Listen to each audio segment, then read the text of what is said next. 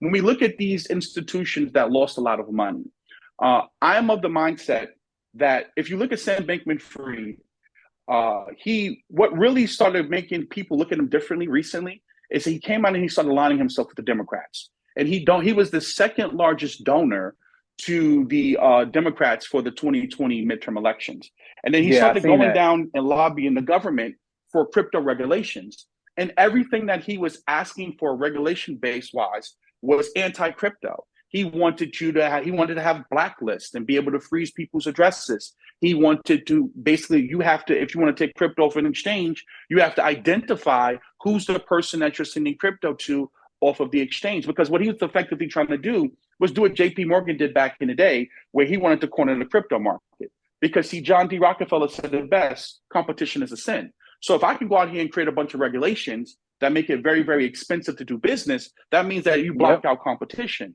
And that's Yep. effectively what Sam Bankman-Fried was trying to do. And that's why CZ and the rest of the crypto space realized he was trying to lobby against everyone else to draw up legislation to basically kill the crypto market and kill competition where he could corner the market. And that's when everyone Hmm. started looking into him even deeper, and these things started to get exposed. Now, there are people who are of the mindset, and again, this is the conspiracy theory hat, that he orchestrated this to basically force regulation. Because now, I mean, something this big that happens, like, what better way to get what you were looking for than to do the very thing that you was lobbying for, right? Like, you were lobbying saying that, there's so many problems in crypto, and then you end up being that problem that you was lobbying.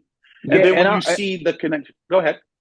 I would even say too, it now that you brought that up, it kind of makes sense. So let's just say hypothetically, he took advantage of a lot of these crypto users and Sequoia and all of them, and he got the crypto stored somewhere else. Let's say he still got billions in crypto stored somewhere else, Mm-hmm. and he was the domino that fell. So a lot of these, Kevin O'Leary, BlackRock, because Kevin O'Leary's on TV right now screaming for regulation, right?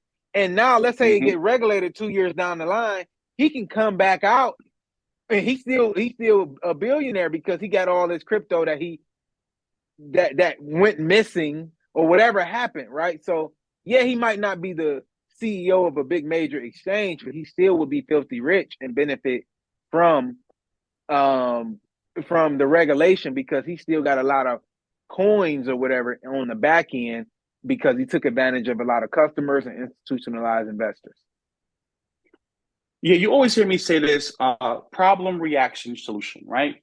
So those that are in power, what they like to do is they like to create the problem, wait for you to react, and then they come with the solution because they understand that if they just come with the solution immediately, most people will reject it, right? But if I can create the problem and make you beg for regulation, Yep. then now I can come in here and do what I wanted to do from the beginning. Again, as I said, I say this time and time again, the future is either going to be centralized or decentralized. When we look at the way that the internet and technology is currently constructed, when you look at Google, when you look at Apple, when you look at Amazon, when you look at Meta, look at how much data and the flow of information and commerce they control. They're like modern day monopolies. And if they want to wake up today and they want to say, okay, that is hate speech and you can't say that, or if they want to freeze your bank accounts, they can do that. And the more we become digital, you're going to learn why decentralization is important. Case in point, look at Kanye West. Whether you agree with the things he is saying or not, the fact that JP Morgan can wake up and say, you know what? We don't want to do business with you because of the things that you're saying, and just basically close his accounts. That's dangerous to live in a world like that. Yeah, it's Or very these dangerous. social media companies can say, you know what? We don't like the things that you're saying or your belief system. So therefore, we're going to shadow ban you or we're going to remove you off of social media. That becomes very, very dangerous. Where this is why centralization becomes a problem because these centralized companies have so much control, which is why we need decentralization. The sad thing is, again, most people don't realize the need for something until it's too late. And the powers Yeah. that be, again, they see the power of this technology and they're trying to figure out a way to either co-opt it, infiltrate it, or steer it in the direction that they want to. So therefore, they can maintain and keep the control that they wanted. It's the same thing with JP Morgan. We had Jamie Dimon come out and he said, if I find any one of my traders trading or investing in Bitcoin, I'm firing them. But then we find out 4 months later, they're actually working with Coinbase and processing and banking for Coinbase or crypto transactions, right? I So think again, they this also this came out and said that if like the funds that they manage for retirement funds, they can invest in Bitcoin or crypto type of mhm. assets as well.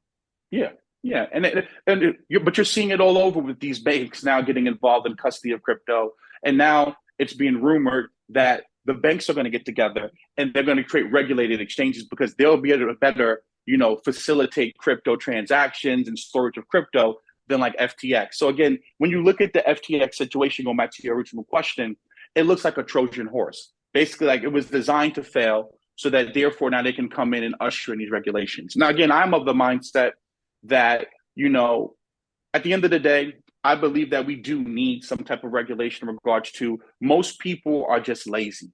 They're not going to sit here and read a white paper. They're not going to remember their, 16 word passphrase or, seed phrase for their wallet. They're just not, right? And the way crypto is currently designed, the user experience is very clumsy. So this is why people like to use centralized exchanges because it's just easier, like Robinhood, go in there, you buy a stock and you leave it there. So that's how people Right. feel. So I think that in a honest and sensible world, having regulated centralized exchanges and also having the unregulated decentralized world would make sense if we can get that type of balance where those of us who really know how to use the technology properly can still do our decentralized thing, and those of you who don't can use a centralized regulated exchange.